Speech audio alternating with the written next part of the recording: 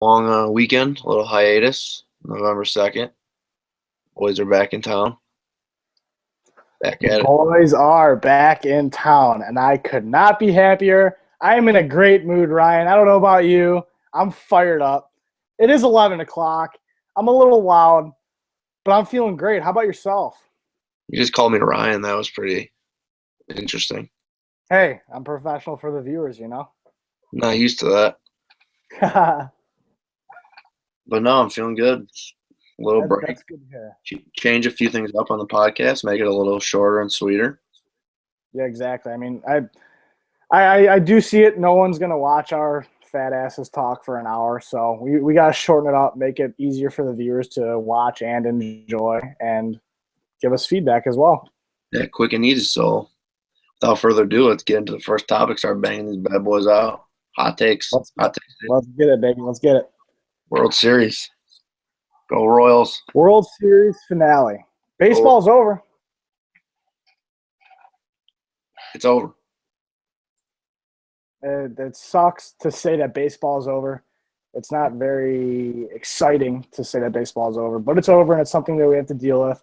And now we have to wait like 100-something days for pitchers and catchers to report again. I feel like it just started, dude. I feel like we just started writing those blogs in March. Yeah, that went well. It was We my definitely. best. It's insane how fast time moves, but just something you got to deal with. The World Series did end.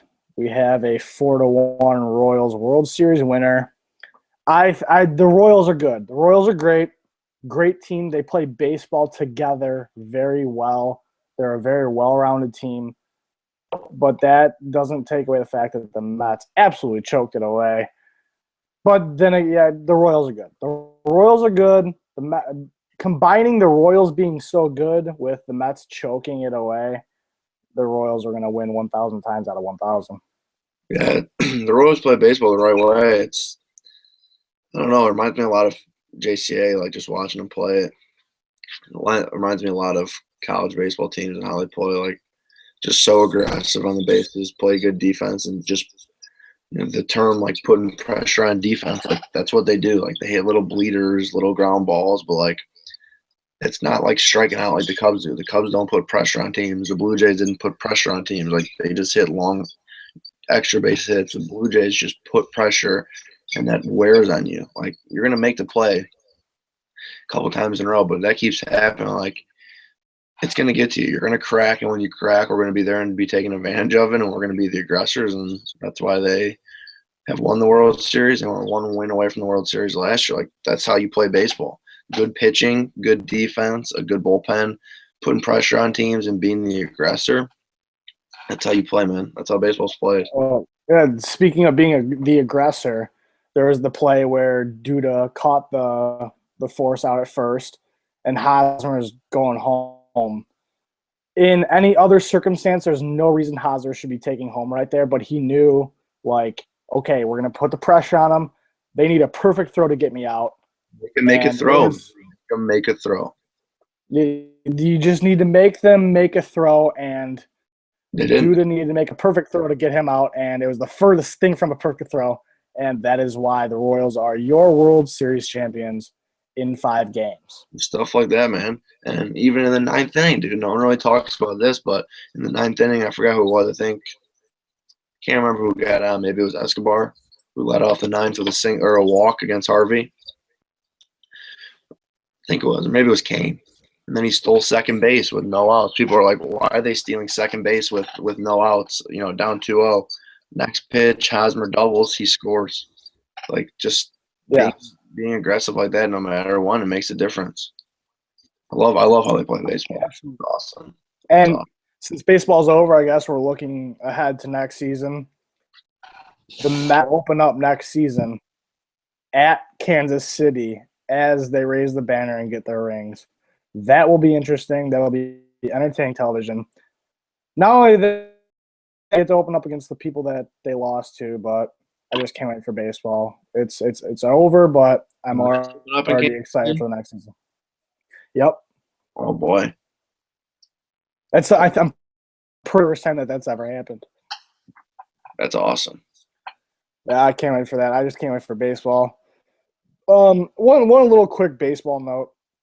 Dusty Baker be back as a manager. I don't know if you've been following the Nationals managerial position, that whole fiasco. Yeah, It's unbelievable.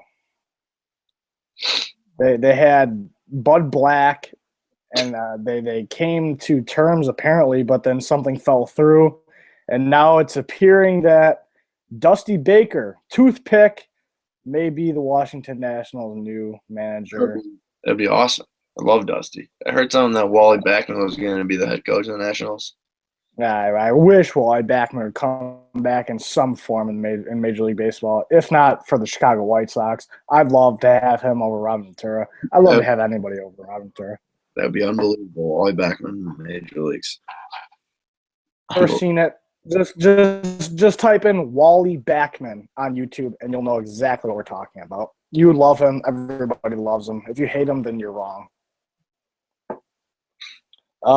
Let's touch on, now this isn't any national news. This is nothing national. It's very regional. It's close to home for yourself and I. Let's talk a little bit about the Notre Dame Fighting Irish men's basketball team going head-to-head with one of the toughest matchups they'll ever see in an exhibition game. The St.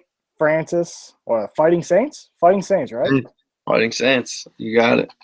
I mean, let's talk about that from a player's perspective. How did everything unfold? And let's talk a little bit about how the atmosphere at Notre Dame was. Yeah, can't say enough about it, man. Every time I say it, I talk about it. It's a unique feeling, unique experience. You know, you don't obviously get to play in those atmospheres all the time, like they do, and like other Division I teams do of that nature. Last time that team was on the floor, man, was in the Elite Eight against Kentucky last year. So, I mean, they're as good as it gets, and they gave Kentucky a run for their money before they got knocked off in the next round. But they're a good team and good atmosphere, good program, good coach. I mean, they're going to be good again this year. I think they're preseason like 16th in the country or something like that. So, I mean, it's a unique experience, man. I don't know how many people get to say they get to play at top 15 team in the country. It's pretty awesome. It was pretty cool. Yeah, it was awesome just being there and supporting you and making that trip. Thanks, by the way. And I blame you and I blame Don. I now have a record. But as far as the game goes, sitting in the stands, I think you're right. They're 16th in the nation. And you guys were what, 11 NAIA? We are 11th, yeah. So we think about that matchup. You got 16 NCAA versus an 11 NAIA. My first thought was there was the first free throws of the game, and just watching Notre Dame line up versus St. Francis, there's about a billion-inch difference when you add up all the heights. You guys are so like not outmatched, but they were just so damn big. I mean, it's to be expected. It's to be expected. But there were some big boys for Notre Dame. Yeah, I mean, that's definitely the biggest difference between our level and obviously their level. Not really the skill so much, a little bit obviously with the skill, but just their size and their length. They're so long, every single one of them. Having a 6'6", 2-guard or 3-guard, that with the wingspan that long. Yeah, it's hard to compete. It's hard to compete with that. To be able to be in passing lanes, yeah, it's hard to compete with that when you're not that size, when you have that disadvantage going against you. Right. I mean, I stand next to you, and you're a pretty big boy, but then you stand next to the guy that you're matched up with, and that guy makes you look puny. Yeah, I think he was like 6'6", 220 or something like that. So he's a big boy. But it was awesome. It's ridiculous. And yeah, but no, I mean, even as a spectator, just going to Notre Dame, I had a great experience. The people there are so friendly. They're so accepting, no matter what. I was sitting in the stands, and I was cheering for you guys. And fans were leaving after the first half. And there's one guy who left early, and on his way out, he just tapped me on the shoulder and said, "Good luck for the rest of the season." I mean, you don't really find that anywhere else. They're very friendly, and I definitely appreciated the experience. They made it even more better than it was. Yeah, that's definitely what I said too. Like those people there are so nice. Even when we pulled up for like the game, when we pulled up into like the parking garage under the arena in our bus, like the people who greeted us off the bus were like, welcome to Notre Dame, good luck tonight, blah blah blah. And then just like leaving the locker room through like the tunnels and then out in the court, like all like the security guards that were like lined up, they were super nice and I don't know, they're just super friendly and like outgoing. Like they weren't like I don't know. I feel like other places they wouldn't go out of their way to like say like hello, welcome to Notre Dame, good luck, how you doing, things like that. Right. Yeah, no, for sure. 2 quick points before we move on. Tommy T, if anybody's ever watching this podcast and you go to Notre Dame, he said basketball, soccer, football. You ever meet an usher named Tommy T, shake his hand and ask him for a rap. The guy is unbelievable. That's what made Notre Dame for me. Very great experience, but Tommy T is the best usher. If he's not getting paid enough, pay him more now because he deserves it. Yeah, when I walked out of the locker room, he looked at me and said, "What's up, skinny?" I liked him right away. Right, yeah. He made you feel good. Vietnam veteran, always from the Marines. Tommy T, thank you. Shout out. Appreciate you. 4 minutes, 0 for 1 from three-point land, but you cannot argue with the gritty play from Ryan Peter. Yeah, hustle. Yeah, you gotta respect the hustle. Quick note: 6,000 people in attendance. That's unbelievable. That must have been awesome. Yeah, that was pretty cool. It's pretty loud. Yeah, I mean, I was probably the loudest person in the building, though, besides Mark Peter. All the way up top. College football. I don't really have much to say about college football this weekend. Jerry Kill announced his retirement. Next game for the Fighting Saints is tomorrow at Eastern Illinois University at 7 p.m. for those keeping track. Just wanted to throw it in there. Had to give a quick plug Absolutely. For the love it. I'm not gonna be able to make it out. First home game Friday. First home game is Friday. That's perfect, and you know I will be there. Friday at 7 o'clock against Harris Stowe, where Jordan Clarkson's brother plays. Okay. All right. Well, I'm looking forward to it. I can't wait. It's gonna be a good weekend. We have that Friday night, Saints versus Harris Stowe, 7 o'clock, Pat Sullivan Center. See you there. And then Saturday, we'll see you at Joliet Memorial Stadium for JCA and Marion Central Catholic. Okay. Yes. I love that you brought that up. They play us. That's a good weekend, everyone. Tune in. If you see us, say hello. I love that you brought that up. We'll touch on that a little more in depth. College football, I have nothing. Pretty normal weekend for college football. I just wanted to say shout out to Jerry Kill. He announced his retirement on the spot after some medical news. Jerry Kill is the man. Watch that press conference if you need a good cry because that man will tear you up. I respect Jerry Kill.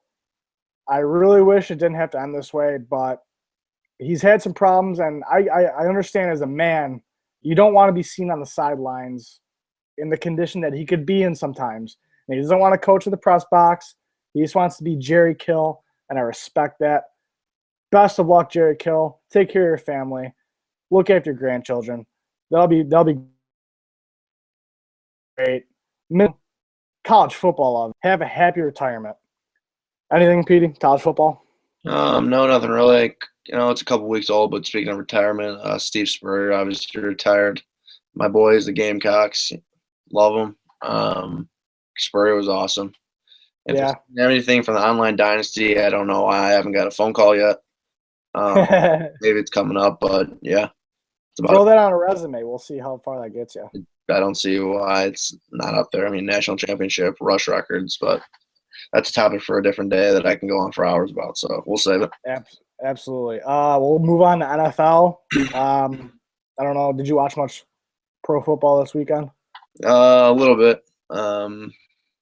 Yeah, the Bears still suck. Yeah. Bears lose in the last seconds. Still sucks.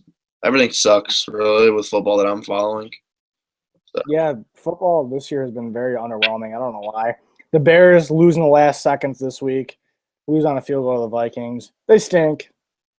The Bears are just bad. They're fighting for a draft spot. But they're going to find a way to win some of these games in the last seconds, just like they lost this week. And it's because Jay Cutler is either throwing last-second touchdown to win the game on a miracle, or they're losing because Jay Cutler is throwing that back-breaking interception that everybody knows and loves. Yeah, Bears stink. Scheffner said that they were trying to – there's a deal up for Alshon Jeffrey to the Falcons for a second-round pick. That would be pretty interesting. I did not see that. Oh, I didn't see that. Scheffner, I know everyone's – yeah. What's that? Scheffner reported that, yeah, like the Bears proposed Jeffrey to the Falcons for a second round. A second round pick for the Bears would be awesome. And could you imagine Jeffrey and Julio Jones as your wide receiver 1, wide receiver 2? Yeah, that'd be very, very, very dangerous. I wouldn't want to touch that as a defensive back. I'd be getting burned every single day. No thanks. The Bears lose Matt Forte this week. The rumors have been his contract's up. He'll probably be out of town at the end of the season. I would hate to see his Bears tenure end on an injury, but they're saying it's not season ending, so we'll see. Love Jeremy Langford though. He's gonna be great. Definitely. And there's rumors that they're gonna sign Monte Ball, but I wouldn't want to touch that. A little bit of Hawks talk here. Brian Bickle, Rockford Ice Hogs. He gets sent down. They call up Dono. Looks good tonight. Looks real good. The Hawks beat the Kings in regulation. The Blackhawks are now 7-5 with 14 points. I'm excited to see how the Hawks progress with Dono up and all these young kids. They are so young. It's kind of ridiculous to think about how much success they've had in 5 years, but they remain so young. It's great, and I'm excited to see how Bickle actually handles himself down in Rockford. He, I guess, was questioning if this is for a long time, and they told him that it's up to him because he's been underperforming. So, yeah, that's all Hawks news that you need to know. They went over the Kings. Bickle's down, Dono's up. You got nothing on that, so. Yeah, not too much. Still waiting on the playoffs. Yeah, I know you are. We could dive into a little bit of NBA if you want to talk about that. I know you do. Yeah, a couple Bulls games. Weekend last week, or earlier. I guess this weekend since it's only Monday. Bulls have looked okay. They haven't really played anyone that good. They played the Pistons and the Magic yesterday. Nothing special. Derrick Rose looks all right. Powell's been getting better. Mirotic and McDermott, though, those are two players that are going to have a really good year. That people really didn't expect maybe to have the best year. But Mirotic fits in the system really well. McDermott's actually playing and playing well. So that's something different. As far as the Lakers, they kind of stink again. Kind of sucks. Kobe came out today. I don't know if you saw the quote. Kobe said, "You did? Yeah. Yeah, I saw that. Yeah, Kobe said he's the 200th best player in the league right now, and he said he freaking sucks. He missed practice today because he said he was just too frustrated. So that's kind of concerning. I don't really know what that means. I don't know. It's gonna be interesting to see what they do. I would take that quote as just a quote for the media. He's probably very frustrated with himself as an individual player, but I think that's more for just giving the media what they want. He'll be fine. He'll be all right. I guess, but it's disheartening to see him play the way he's playing lately. I don't know. It's hard to explain unless you watch and you've always watched him. It's not the same. It kind of sucks. You can tell his time's coming to an end. As much as I don't want to say it or don't want to see it, but it's coming, man. 18 years in the league. It wears on you. Yeah, definitely. You got so many young players, though. Yeah. Oh, yeah. Julius Randle, right? He's going to be a stud. Yeah, Julius Randle, he had 30 and 14 last night or something. Clarkson's really good. D'Angelo Russell's good. They got some nice players. Swaggy P, he's not super young, but he's a good player. Lou Williams is a good player. They got a point guard from Brazil. He's like 31 years old, but he's a rookie because his first year in the league. He played professional in Italy. He's really good. But it doesn't matter. The Warriors are the best team in the league. maybe the best team ever. They might go 82-0. They're up 42 on the Grizzlies right now, who I th- maybe they're. I know they made the playoffs last year, but I want to say they're a top 4 seed. I mean, I'm not the big basketball guy, but I'm pretty sure the Grizzlies are competing every year, right? Yeah, they're supposed to be really good defensively. They never really score the ball, but they only have 61 points and they've let up 103. So both things are working against them right now. Okay. But yeah, they're usually pretty good, and now they're up. Yeah, they're down. Warriors are up 41. That's ridiculous. Curry's in the league, he's gonna win the MVP again. I think the Warriors will win the NBA Finals again. And then they don't even have their head coach Steve Kerr still out, so they're doing this all without him. Okay. Real quick, I'm behind on the times in basketball. What's wrong with Steve Kerr? I think he had a surgery or something. He had a medical leave of absence. So my boy Luke Walton, former Laker, and everyone at St. Francis on the basketball team says I look like him and remind them of him. He sucked as a Laker. He won a few championships with them. He's just your average white boy. Didn't really do much, anything great. But obviously a good basketball mind and pretty good coach. Stepped into the – he's an assistant under Kerr during the regular season. Okay. So they're both Phil Jackson guys. Kerr obviously played for Phil in Chicago, and Luke played for Phil in L.A. So that's a hell of a fucking coaching tree right there. Yeah. I mean, anyone that comes from Phil Jackson's real good. This is a pretty good stint for Luke Walton, so he'll be a head coach. Probably, I would say after this year. Someone gets fired after the end of this year, he'll probably sign somewhere. Real quick, you've probably watched, and you have for a fact, you've watched more Bulls than I have, and we got to talk a little more about the local team. I have in front of me that they've beat the Cavs, beat the Nets, lost to the Pistons, and beat the Magic. You did bring up Mirotic. I did see a couple headlines that Mirotic has been playing very well lately. What's going on with Joakim? What's going on with Powell? Because I know that you're trying to explain to me something about Joakim not really fitting in anymore. Yeah, it's a new system. The pace of it doesn't really fit. I don't know. It's hard. The pace of it really doesn't fit Powell, I don't think. Powell likes more pick and roll games and stuff like that. But this one like spaces the floor more, so you'd think Powell would have more room to work. But I think he'll be all right. I think it's just a slow start. He played all summer for Spain. Had a really nice summer. So I think that's kind of no time off. It's kind of getting to him. He's kind of dragging a little bit.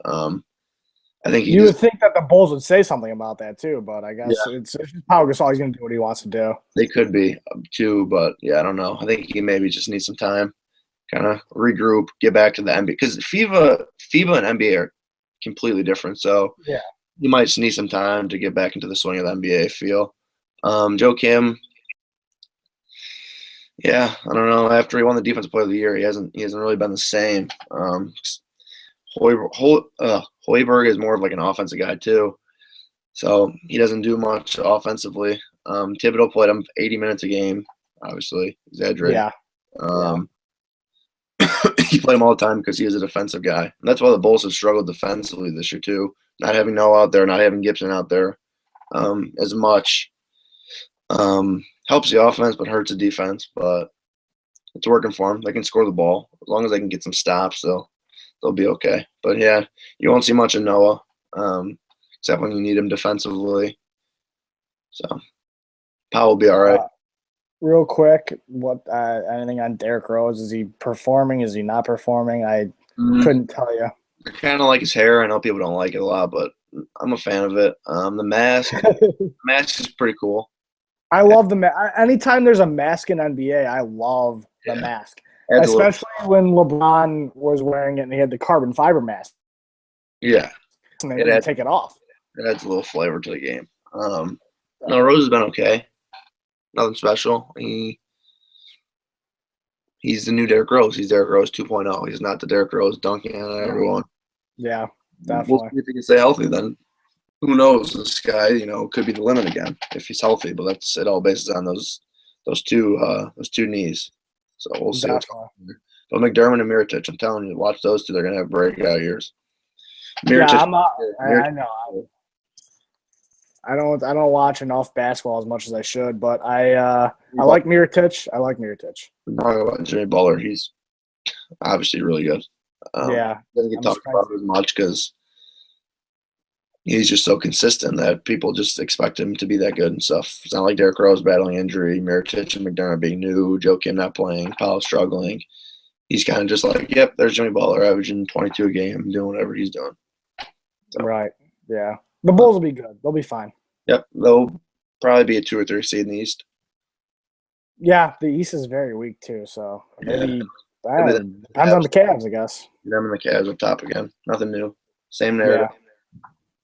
So nothing changes year to year. the NBA, Real quick, yeah, what? Nothing else. that's the NBA. So Yeah, we'll touch on that more tomorrow. The Bulls play tomorrow. yeah, they should. They didn't play tonight, so they should play tomorrow. Okay. Real quick, we're winding down here. Winding down on the wind up. We want to talk a little local. Marion Central Catholic, Joliet Catholic will meet this weekend, Saturday at 1 p.m. at Joliet Catholic. It'll be at ATI Field. You know where that is. If you're watching this podcast, I guarantee you know where Joliet Catholic plays their football. I am the brother of the head coach of Marion Central Catholic, so I need to touch on this because I'm fully invested. Marion Central Catholic beat Belvedere 41-7 over the weekend, and now they are slated to meet the Hilltoppers of Joliet Catholic. Sorry about that. The Hilltoppers of Joliet Catholic in Joliet. This will be the second time that they're meeting this year. And I expect a better game than what I said this in a previous podcast. I expect a better game this time around. I definitely expect a better game. And I'm going to predict that the Marion Central Catholic Hurricanes will beat the Hilltoppers of Joliet Catholic Wow, by at least 3 points. really? I'm fully invested. I've talked to a couple people who followed Joliet Catholic very closely. They say that if Marion Central isn't the team to beat them, then Nazareth is going to kill them. So, with that said, I think Marion Central could do it. After this game, it was at home against Belvedere. They look great. Emmett Peisner, he's a great running back. It's like watching Tyler Huditz or Brandon Geis at Joliet Catholic back in the day. Unbelievable. He just finds a gap, hits it quick, and he's gone. I fully believe in Marion Central. They'll give them a game. If not beat them, they will give them a game. I gotta believe if Vegas has this game, they're making lines on it. I believe Joliet Catholic has got to be at least 17-point favorites. So going off that, off of my predicted Vegas line and my handicapping skills, I'm going to go Joliet Catholic 31, Marion Central 14. We could see a 28-14. I think Marion Central will score 14. And I think JCA will be 28-35 or 28-35, yeah. But I'll go 31-14 for my final. Joliet Catholic over Marion Central. My prediction will be 38-28 Marion Central Catholic. Okay. And we'll come back to this on Friday night, Saturday afternoon. And we'll see where we stand. We'll preview it more in depth on Friday night. Me and Ryan here. Me and PT.